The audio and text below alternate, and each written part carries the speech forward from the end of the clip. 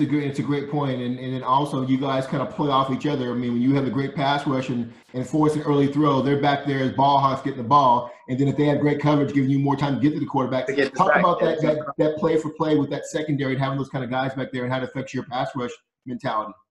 That comes from just growing up with each other and knowing how we play. I already know if all Drew has to do is give me 2 seconds and I'm in the backfield every time. As long as I'm getting pressure on the quarterback consistently, Andrew's coming down with the pick, Danny's coming down with the pick, Trail's ball hawking over the top. I honestly feel that us playing with each other is the best thing that can happen right now because we're all where we need to be mentally because we trust each other, we work with each other, and we all believe in each other. You mentioned learning style, which is what all college coaches want to understand as new prospects come into college. You mentioned it. There's verbal, there's visual, and there's physical. You said you're all three, but talk to us a little bit more in detail about how do you best learn either in the classroom or studying game film or getting ready for a game. Are you more of a visual guy or verbal or a combination of all of them? I'm a combination of all of them. I'm really a dual threat when it comes to stuff like that. I mean, visual learning, that's always going to be what it is because if I see something, I'm going to know how to do it. My muscle memory is great, so physical-wise, once I continue doing stuff over and over again, I'm going to get it.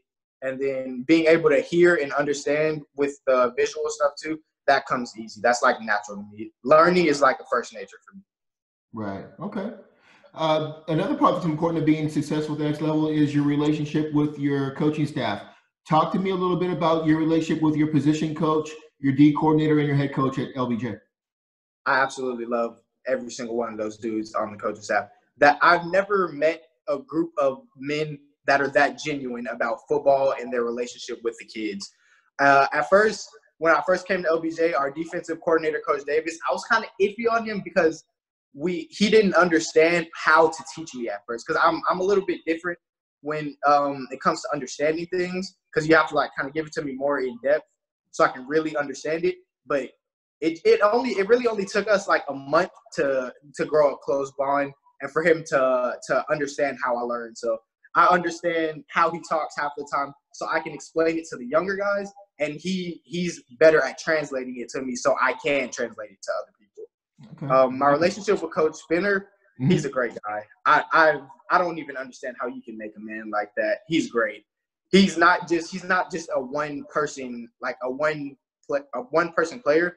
He's for everybody. He's making sure the younger kids are going to eat. He's making sure the top dogs are staying top dogs. He's keeping the whole program in check, not just football. He's on the court making sure basketball players' heads are level. He's on the girls' track. He's on everything. And for my position coaches, Coach Herb and Coach Lagun, absolutely love them. They're fantastic. If I couldn't ask for any better position coaches. They keep me on track with my hands 100%, keeping me durable during the season, and keeping my motor up all game. Lagun, if I mess up on a play, Lagun's gonna pull me to the side. He said, "Hey, you want to be a Division I player? Act like a Division I player. Hold yourself at to where you know you need to be, and go play like that. Go smash it." I mean, Coach Herb, he's in the headsets during the game, but on practice, he's the one making me go rep after rep after rep. I don't get a play off at practice. I go against every single offensive lineman in every single position. I'll go play nose. I'll go play 3 technique. I'll go play a 4-eye. And he does that to make sure that I'm tough enough to play anywhere on the field. If I have to go play nickel, I'll be tough enough to play nickel because I just practice in the trenches. He understands that, and that's what I love about him. They all understand football. They're amazing. Well, that is a great testimony on your coaches, and that's how it should be. Hey, tell me a little bit about leadership. You're going into your senior year. Leadership is something that's hard to define, but you know it when you see it. Talk to us and these coaches about what kind of leadership you're going to bring to the college level. To the collegiate level, I want to be able to bring great leadership as a younger guy, so my teammates can start trusting me more. I want to be able to build a better relationship with a lot of my teammates. I hope to bring a more vocal leadership. That's what I want to work on, is being more vocal instead of like just pointing on the field, because I point a lot instead of actually like describing what I want to happen. So I'm working on being mature enough to use my words and saying, hey, you need to slant to this gap. DBs, make sure y'all are five more yards back because this is fourth down. More stuff like that. Being able to tell what everybody's position is and knowing mine and doing my job as well. Being more like a field general. Brennan, you bring up a great point, and one thing I see a lot in watching high school football each weekend in players is the understanding of situation. Talk to us a little bit about how, as a pass rusher, how knowing down and distance and where the ball is in the field, how that affects your pass rush and how you play on defense.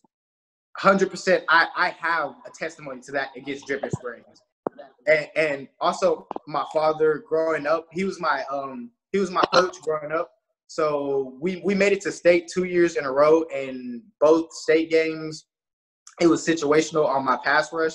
So I know if it's fourth and long, I cannot at all get a face mask. I cannot get a roughing the passer. I have to come off the ball with intensity every single play. I just know that, being situational. I know that I have to keep a level head on the field, and while I'm pass rushing, I have to set up my guy to where my D tackle can go eat. I got to set up my guy to where if the D tackle misses, my nose guard is coming right through and he's getting attacked. Somebody has to be on the quarterback every single play.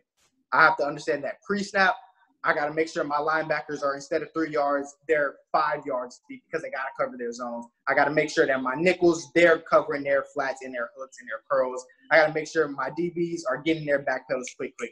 It's just it's knowing the game of football and watching film, really. Sounds like you consider yourself a student of the game, not just somebody who's great playing it. 100%. Okay. Let's change up the subject a little bit. Tell us a little bit about you away from football. What are some of your interests? Are you a hunter? Are you a fisherman? You like being on the lake? Tell us a little bit about what you do in your spare time. Right now, I'm really an essential worker. Right now, I work at HEB. So a lot of my time is at HEB. I work a whole bunch of hours there, making sure the store is running properly, that everybody's getting fed through this COVID-19 thing, making sure everything is sanitized, nice and good. So, yeah, I'm an essential worker right now, but when I'm not working, I'm actually reading a book called As a Man Thinketh. My trainer gave it to me, and it's about making sure the mind is right and growing as a man. Great. So, I mean, obviously you're working as an essential worker, but let's take away the COVID-19 environment. What do you know? Do you like to hang out with your friends, or do you like to hang out with family? What do you like to fish? What else do you do in your spare time? I'm a real family man, but I live in Austin, and majority of my family lives in Houston. So I'm with my friends all the time. That's one of the things me and my mom go back and forth about, because she doesn't. I feel like sometimes she doesn't understand why I like being out with my friends. It's just like I love being with other people. I love relationships. I'm a relationship type of guy. That's just what I love to do. I love to be out with my friends, whether it's playing basketball or just sitting at their house playing the game. It really doesn't matter. I like being out and about. Well, obviously, watching your video, you're a very athletic young man. Have you played other sports at LBJ? Are you a basketball guy, a track guy, or a baseball guy? Tell us more about that. In middle school, I played basketball, but I stopped playing basketball my freshman year. I was gonna I made it to regionals last year in track for triple jump before I messed up my hip flexor, and I really did feel like I was gonna go to state this year for triple jump, but all that the COVID stuff started happening. So I'm a pretty great triple jumper as well. Okay. Let's say somebody watches you on the field this fall for the first time, and they're going to say, man, that defensive end reminds me of. Who do you pattern your game after, either at the college or the pro level?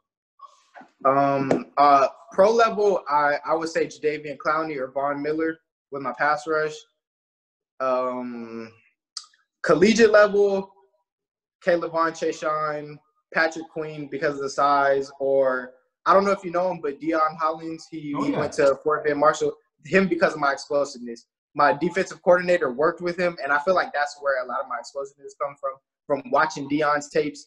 His get-off is outstanding.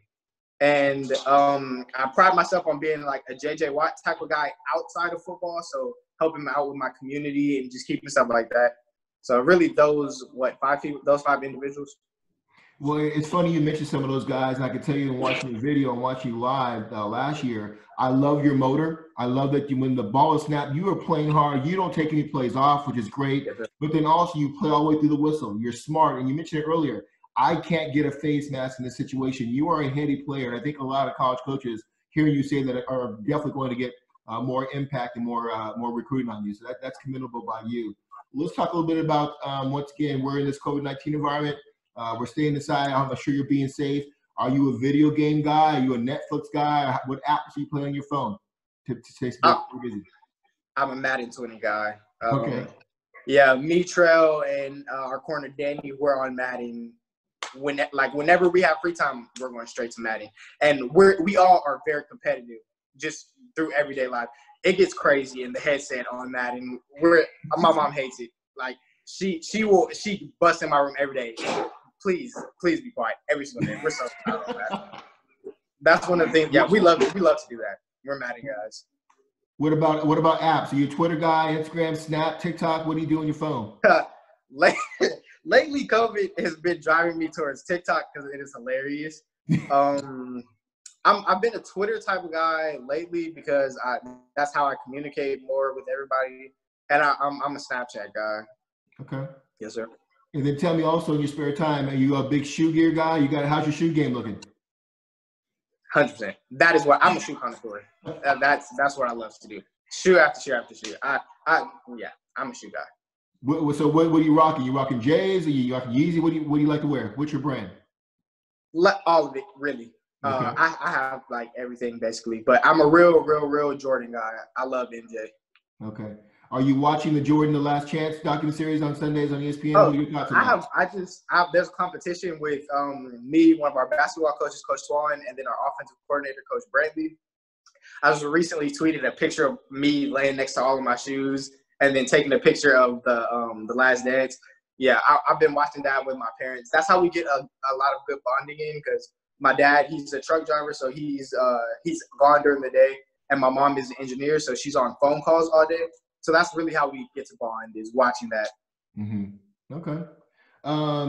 Tell me about, so let's fast forward to the fall. It's pregame. You got a big game coming up. What are you listening to? What artists do you listen to get you hyped before a game? It's the same thing with shoes. I listen to a whole bunch of different music. So I'm from Houston, so I listen to a lot of Screw tapes all the time, DJ Screw, Yep. Zero, all of those type of guys. But then I'm a millennial, so you already know I got NBA YoungBoy in the playlist, Splurge.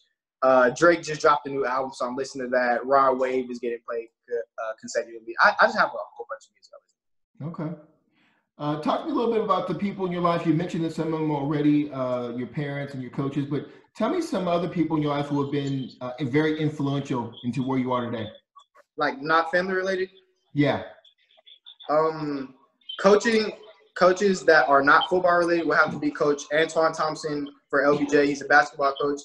He's an amazing man. He's a people's person, 100%. He wants to see you succeed and get to college. She doesn't work at LBJ anymore, but Coach Erica Cray, I 100% love her. She will always have love in my heart. I had a visit to Harvard academically last summer, and she helped fundraise every single thing. She's amazing. I've never seen a woman do something that amazing before. She's great.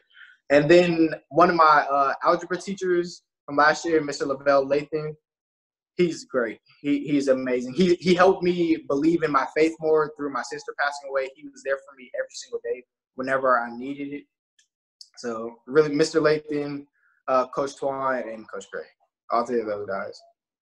This is going to be a very honest question. With the strong transcript that you have, and you being a great D1 prospect, are Ivy Leagues, are you looking at some of the Ivy League schools like Harvard and Cornell and Yale and schools like that? 100%, 1,000%. I have an offer to Cornell right now, and I'm on the phone with Harvard and Dartmouth and stuff all the time. It's right now I'm working on getting my test score higher, but I haven't been able to take other tests because of COVID. But right now I'm just studying. I got a whole bunch of studying on SAT, ACT, Khan Academy, and just stuff like that. Getting my test scores higher. You mentioned a little bit earlier, but tell us, you've been talking with Dre and with Trill. What are the team goals for LBJ going into your senior year? Team goals, we understand that we have talent, so we aren't necessarily doing team goals based off that. It's based off leadership roles. So the team goals we're trying to get is bonding and gelling together to make a brotherhood so we can make it and overcome through adversity. And we're also working on getting the younger guys ready.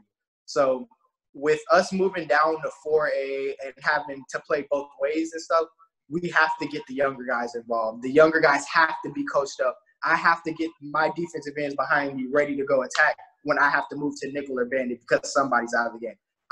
We have to work on chemistry, team bonding, respect all around the board, whether it's respecting our coaches, respecting each other, respecting each other's privacy. And yeah, that's about it. Just working on stuff like that. The little details that make up to be the bigger picture. Well, you mentioned, I have to ask a question. You mentioned about going both ways. Are we talking about you playing another position on defense? Or are you talking about what position would you play on offense if they have to use you there? I mean, that you're just gonna have to come and see. That's gonna be the surprise for next year. That's the thing about Coach Spinner. Like, he's always gonna pull a rabbit out of the hat. He's that type of guy. He's that type of offensive coordinator. He's that type of assistant coordinator. He's that type of head coach. You'll be really shocked and surprised to see the plays and the level of sophistication that we have for next year to be able to go further into the playoffs. I can't wait. Hey, finishing up here, what is it? Do you have your criteria set for what school you'll choose? Will it be based on scheme, culture, distance from home, family environment? Talk to us a little bit about that. 100% family, like a culture type of environment. I'm really a vibe type of guy. So if the vibe feels right, that's where you're gonna catch me 99% of the time. But also, for a second, it was based off scheme, but now I feel like I can play anywhere as long as you teach me how to play it. So scheme isn't really a big deal for me right now. It's really based on who believes in me and who just shows me that that they're really ready to make me become a better man and football player. Finishing up here, we talked about it earlier, but elevator pitch. You are a man of full energy. You focus, very smart, articulate. Tell these coaches in 30 seconds what Brennan Jones is going to bring to their program. I'm going to bring passion and swagger, first of all. I'm going to come on the field, and it's going to be lights out. And you're going to understand why football is the sport it is once I step onto the field. Secondarily, I'm like a Swiss Army knife. I'm a multi-function type of dude. You can put me here, I'm going to prevail. You can switch me to offense, I'm going to go score a touchdown. You can have me on the sideline coaching. I'm going to coach the right plays for us to win the game. I like to say that I'm a bridge to get people to become a better person. So, like, when I'm not on the field, I'm working out with one of the younger guys, Caleb Crenshaw. He's going to 7th grade right now, and I'm working on getting him more explosive and ready to play at the 7th grade level because he's already a beast right now. I want him to be very great. I'm one of those type of guys. I like to see everybody win. Well, Brennan, I'm not going to lie. I like to keep it real with people. You are one of the best interviews I've ever had. I really enjoyed your energy is contagious. You've got a plan. You're smart. You've got a great surrounding. You're surrounded by great coaches, man. I am looking forward to watching you be successful on and off the field this fall. If you ever need anything from me, please reach out. Be safe, and we'll see you during the fall season. Thank you. You too. Be safe. Wash your hands. Just stay safe. Have a blessed day. You too. Thanks.